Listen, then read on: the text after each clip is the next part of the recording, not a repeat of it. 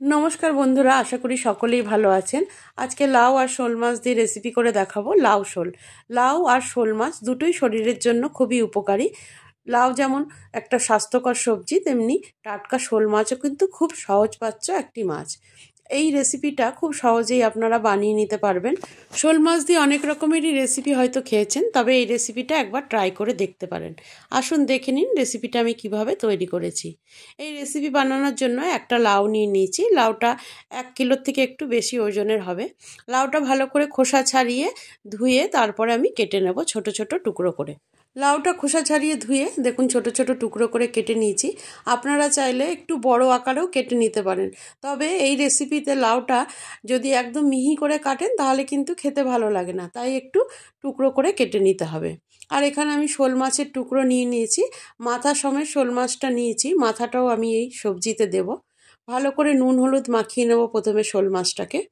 এখানে দিয়ে দিচ্ছি 1 চামচের মতন লবণ আর 1/2 চামচ দিয়ে দিচ্ছি হলুদ।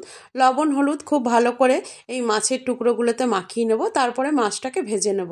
অনেকে এই রেসিপিতে কাঁচা শোল মাছ ব্যবহার করেন, তবে আমি এই রেসিপিতে মাছটা একটু ভেজেই ব্যবহার করি। আপনারা চাইলে কাঁচা শোল মাছও ব্যবহার করতে পারেন। দেখুন নুন হলুদ মাখানো হয়ে গেছে।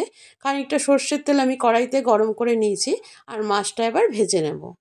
মাছের টুকরোগুলো এক এক করে আমি দিয়ে দিচ্ছি সর্ষের তেলে, আর মাছের টুকরোগুলো এপিট ওপিট করে একটু ভালো করে ভেজে নেব। তারপরে মাছটাকে তুলে নেব। মাছগুলো ভালো করে ভাজা হয়ে গেলে তুলে নেব। সমস্ত মাছগুলো আমি এক এক করে তুলে নিচ্ছি, আর কড়াইতে আরও খানিকটা তেল আমি গরম করে নেব। তেলটা ভালো করে গরম হয়ে গেলে মাছের মাথাটা এই তেলে দিয়ে দেব।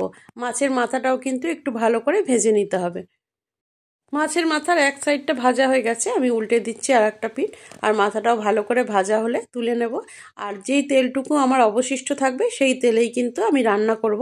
নতুন করে আর কোনো তেল এখানে আমি ব্যবহার করব না। দেখুন মাথাটা ভাজা হয়ে গেছে, আমি এবার মাথাটাকে তুলে নিচ্ছি। মাছের মাথা তুলে নেওয়ার পর অবশিষ্ট তেলে গোটা জিরে আর তেজপাতা ফোড়ন দিয়ে দিলাম। ফোড়নটা একটু ফুটে উঠলে এখানে দিয়ে দেবো আমি পেঁয়াজ।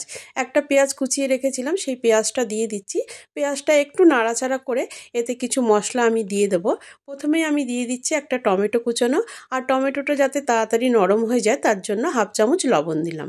পরে এই সবজিতে আমি চেক করে আরও লবণটা দিয়ে নেব। আপনারাও নিজেদের স্বাদ অনুযায়ী লবণ দেবেন।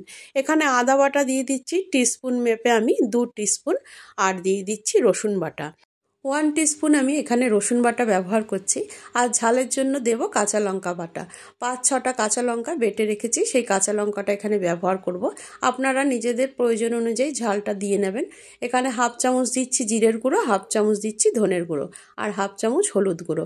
মশলাটা খুব ভালো করে কষিয়ে নেব। অল্প একটু জল দিয়ে দেবো। যতক্ষণ না তেল ছেড়ে আসছে ততক্ষণ মশলাটা কষিয়ে নেব। কালারের জন্য আমি 1/2 চামচের মতন কাশ্মীরি লঙ্কার গুঁড়ো ব্যবহার করলাম। কাশ্মীরি লঙ্কার গুঁড়ো আপনারা চাইলে নাও দিতে পারেন। আর এখানে মশলাটা দেখুন আমি কষিয়ে নিচ্ছি। কিছুক্ষণ পরে মশলাটা কষানো হয়ে গেছে, তেলটাও ছেড়ে এসছে, কাঁচা মশলার গন্ধটাও চলে গেছে।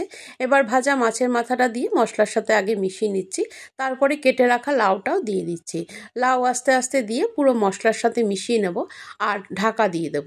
ঢাকা দিলে লাউয়ের ভেতরে যে জলটা আছে সেই জলটা বেরিয়ে আসবে, আর ওই জলেই কিন্তু লাউটা খুব ভালো করে সেদ্ধ হয়ে যাবে। ঢাকা দিয়ে অন্তত 5-6 মিনিট রেখেছিলাম। দেখুন অনেকটা লাউটা নরম হয়ে গেছে, আর খানিকটা জলও বেরিয়ে এসছে। আবারও আমি ঢাকা দিয়ে দেবো। প্রায় 15 মিনিট পর দেখুন ঢাকাটা সরিয়ে নিয়েছি। লাউটা খুব ভালো করে সেদ্ধ হয়ে গেছে। এই সময় ভেজে রাখা মাছের পিসগুলোও কিন্তু এতে দিয়ে দেবো।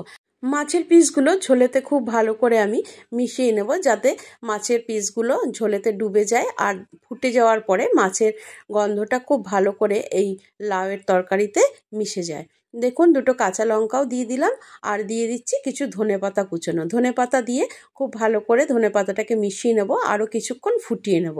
আরও 2-3 মিনিট ফুটিয়ে নিলেই কিন্তু লাউ শোল একদম রেডি। আপনারা এইভাবে একবার বানিয়ে দেখবেন, গরম ভাতে খুব সুস্বাদু লাগে এটা খেতে। এই রেসিপি যদি আপনাদের ভালো লাগে লাইক শেয়ার করবেন, আর আমার চ্যানেলে নতুন বন্ধু হলে সাবস্ক্রাইব করে পাশে থাকার অনুরোধ রইল। আজ তাহলে এই পর্যন্ত, আবারও দেখা হবে অন্য কোনো রেসিপির ভিডিও নিয়ে। সবাই সুস্থ থাকবেন, ভালো থাকবেন, নমস্কার।